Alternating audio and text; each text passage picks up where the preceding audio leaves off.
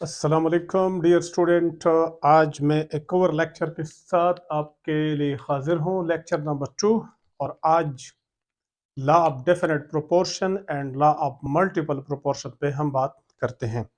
तो उससे पहले अगर आपको ये मेरे वीडियोस अच्छे लगते हैं और आप उनसे कुछ सीखते हैं तो फिर ये आप एक किस्म की आपकी भी रिस्पॉन्सिबिलिटी बनती है कि आप दूसरे दोस्तों के साथ, लोगों के साथ शेयर कर दें ताकि वो भी इनसे फ़ायदा ले सके। ओके डियर स्टूडेंट, मैं स्टार्ट लेता हूं with first law, law of definite proportion. Law of definite proportion. Law of definite proportion क्या कहते हैं? कहते हैं a definite compound is always made of same elements and indefinite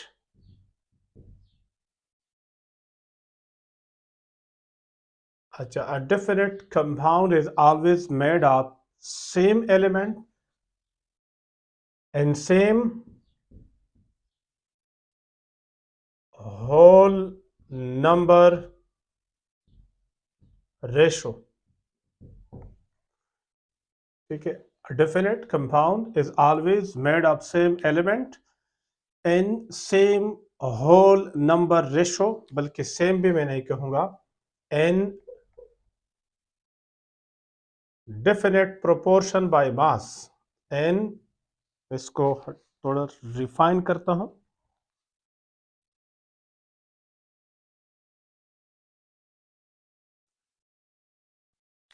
is always made of same element and definite proportion by mass।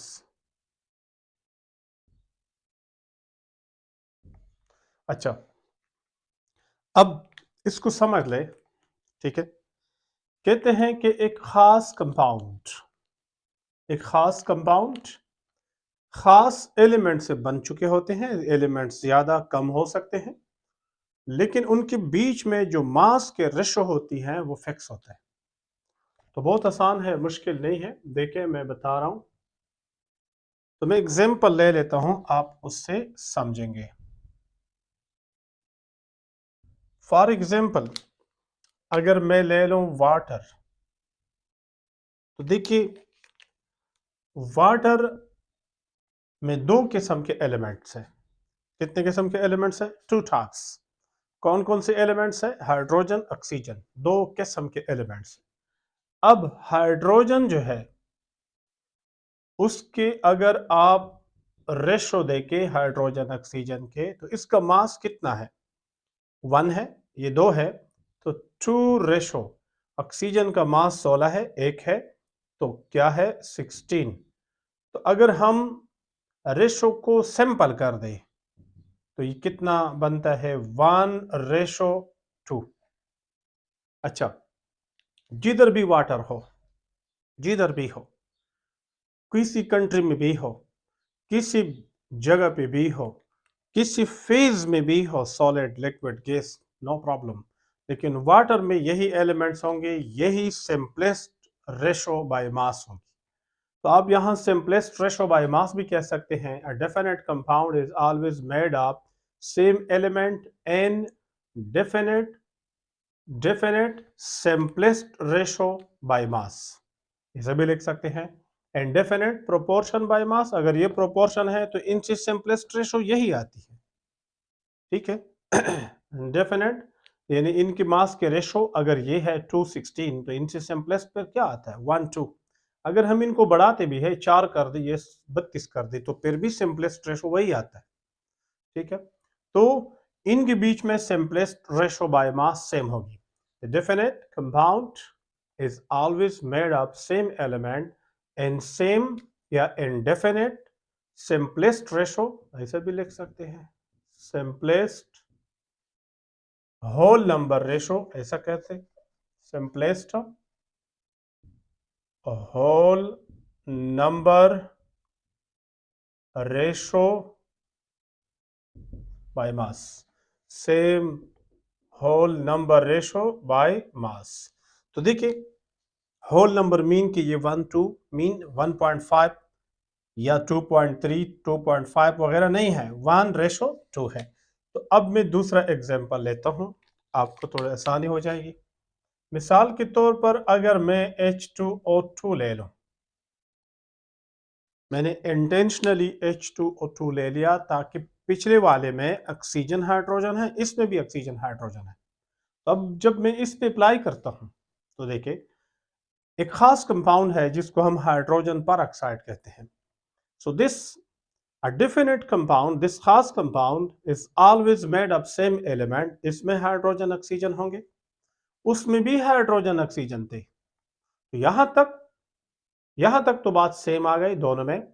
a definite compound वो भी खास compound है, ये भी खास कंपाउंड है, is always made of same element, तो इसमें भी हाइड्रोजन ऑक्सीजन है, इसमें भी हाइड्रोजन ऑक्सीजन है।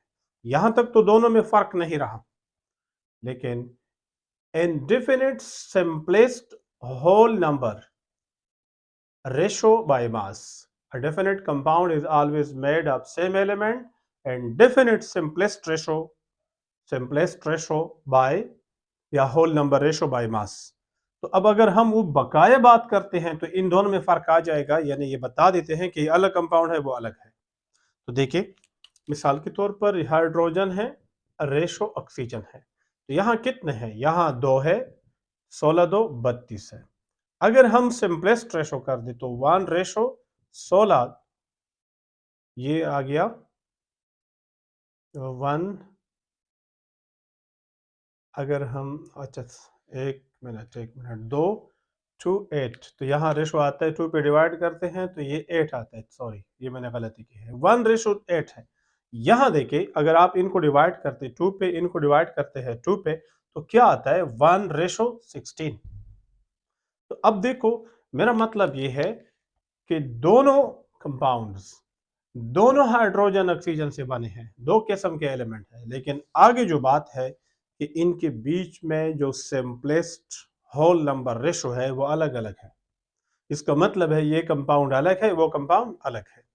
तो लॉ ऑफ डेफिनेट प्रोपोर्शन आपको कहता है, बहुत ही सिंपल है, नाम से क्लियर है, डेफिनेट मतलब है खास। ये कहता है कि किसी भी कंपाउंड में, किसी खास कंपाउंड में खास किस्म के एलिमेंट्स होंगे और इनमें खास किस्म की सिंपलेस्ट होल नंबर रेशो पाई जाएगी। 3 बातें हो गए, खास कंपाउंड खास एलिमेंट से बना होगा और उसमें सिंपलेस्ट, और उनमें जो सिंपलेस्ट होल नंबर रेशो है वो भी खास होगी। 3 बातें हो गए, खास कंपाउंड खास एलिमेंट से बनता है हमेशा और उनके simplest whole number ratio by mass जो है वो भी खास रेशो होगी। तो अब देखते हैं ये कंपाउंड, ये कंपाउंड। अब एक खास कंपाउंड है वाटर, खास कंपाउंड है हाइड्रोजन पर ऑक्साइड, ये भी हाइड्रोजन ऑक्सीजन से बना, ये भी हाइड्रोजन ऑक्सीजन, ये एक बात इनमें कॉमन हो गई। लेकिन आगे जब हम रेशो की बात करते हैं तो अलग अलग आता है, दीज आर डिफरेंट कंपाउंड्स। इसी तरह बहुत सारे और है। मिसाल के तौर पर नंबर 3, अगर हम ले ले, सपोज सिंपल मैं ले लेता हूं ताकि आपको आसानी हो, बेंजीन C6H6 बेंजीन। तो बेंजीन अगर हम ले ले तो बेंजीन में कार्बन हाइड्रोजन है, तो 12 6 72 कार्बन रेशो हाइड्रोजन, तो ये हो गया 12 6 72 72 मास 6। अब अगर हम इसको सिंपलेस्ट रेशो में कर दें तो देखिए इसको सिंपलेस्ट रेशो में जब करते हैं तो 6 पे डिवाइड कर तो 1 1 आता है, और ये 12 6 72, तो इनके बीच में मास रेशो क्या है, 12:1 है। तो ये हमेशा कायम दाम रहेगी, चाहे ये कंपाउंड किधर भी हो, किसी कंट्री में हो, किसी फेज में हो, नो प्रॉब्लम। तो this is all about law of definite proportion, बहुत सिंपल है, मुश्किल नहीं है। अब हम बात करते हैं लॉ ऑफ मल्टीपल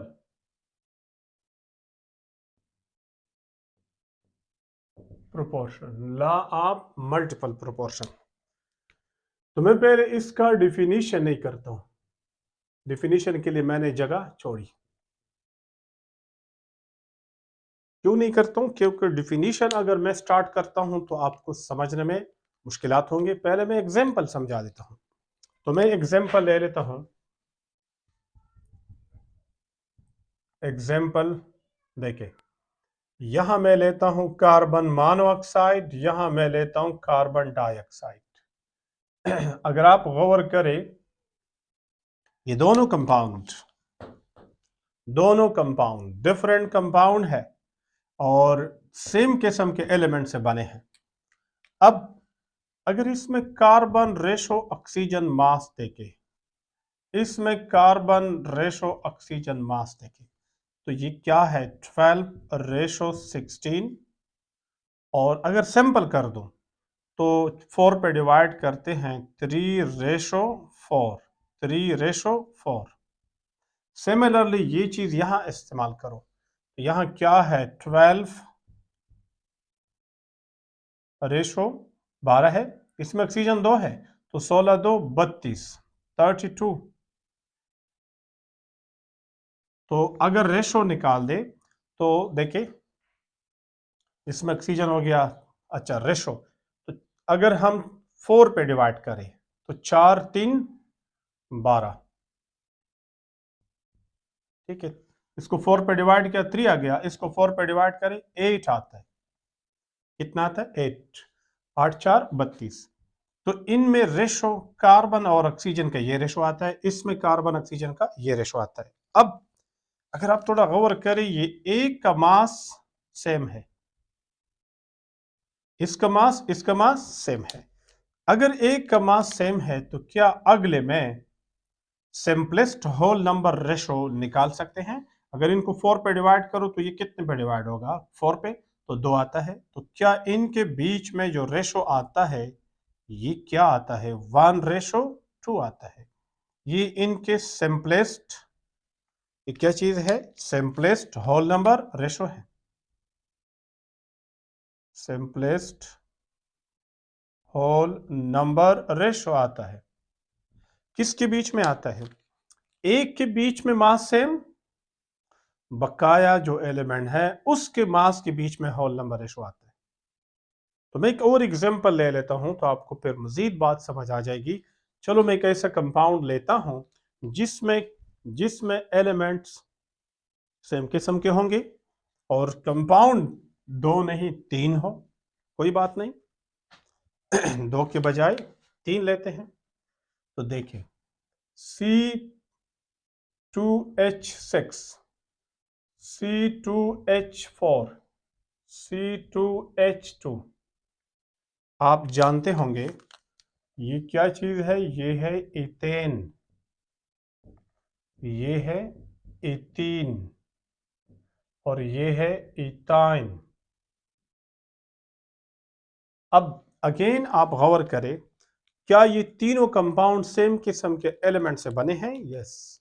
ये 2 कंपाउंड जो मैंने लिए हैं क्या ये सेम किस्म के एलिमेंट से बने हैं? यस। जवाब यस में आता है। लेकिन यहां 3 लिए हैं, यहां 2 लिए हैं। उसमें उस आपको समझाने के लिए कि सिर्फ 2 तक मौजूद नहीं है, 2 से ज्यादा भी बात कर सकते हैं। अब इसमें जो रेशो है, carbon ratio hydrogen, carbon ratio hydrogen, carbon ratio hydrogen bye mass. तो हम कार्बन की अगर बात करते हैं तो यहाँ 24 ग्राम है, यहाँ 6 ग्राम है, यहाँ 24 ग्राम है, यहाँ 4 ग्राम है और यहाँ 24 ग्राम है और 2 ग्राम है। अब आपको बात आसानी हो जाएगी इस बात समझने में। अगर हम 24 कार्बन की बात करते हैं सब में, तो 24 24 24 ये तो सेम है, सब में सेम मास है एक के। फिर अगले के जो मास है 6 4 2, क्या अगर मैं इनको सिंप्लीफाई कर दूं, 2 पे डिवाइड करता हूं तो 1:2:3 आता है। तो क्या इनमें सिंपलेस्ट, अब यहां मैं कह सकता हूं सिंपलेस्ट होल नंबर रेशो पाई जाती है। तो अब मैं डिफाइन कर सकता हूं। तो अब देखिए मैं कैसे डिफाइन करता हूं, इधर से ही डिफाइन करता हूं, आप समझेंगे।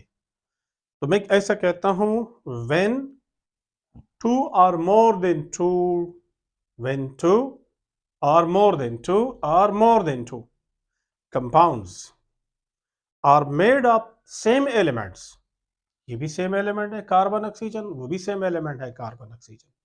जब दो या दो से ज्यादा कंपाउंड्स सेम एलिमेंट से बने हो, ठीक है, फिर अगर एक के मास सारे कंपाउंड में सेम है, जैसे यहां कार्बन का सेम था वहां भी कार्बन का सेम था, तो अगर एक का मास सेम है इन ऑल कंपाउंड्स, देन अगले इन अगर एक एलिमेंट का मास सेम है तो फिर अगले एलिमेंट में सिंपलेस्ट होल नंबर रेशो पाया जाता है। तो आप देखते हैं यहां हाइड्रोजन के बीच में सिंपलेस्ट होल नंबर रेशो पाया जाता है, यहां ऑक्सीजन के बीच में। So this is law of multiple proportion. तो मैं फिर से रिवाइज करता हूं, अगर दो या दो से ज्यादा कंपाउंड, दो या दो से ज्यादा डिफरेंट कंपाउंड और having same type of element, और उसमें एक एलिमेंट के मास सेम हो, तो फिर अगले एलिमेंट के मासेस में सिंपलेस्ट होल नंबर रेशो पाई जाती है। तो ये हम डिफाइन करते हैं। हम कैसे डिफाइन करेंगे, when two or more than two different compounds are made of same elements, when two or more than two different compounds are made of same element। ये यहाँ दो है इस एग्जाम्पल में, सेम एलिमेंट से बने कार्बन ऑक्सीजन कार्बन ऑक्सीजन। वहां तीन है, कार्बन हाइड्रोजन, सारे कार्बन हाइड्रोजन से बने हैं, तीन कंपाउंड है। यहां तक तो आप बात समझ आ गई। अब are made of same element if the mass of one element is same in these compounds। देखो यहां कार्बन का मास सेम है, वहां भी कार्बन का मास सेम है, then simplest whole number ratio exist in the masses of other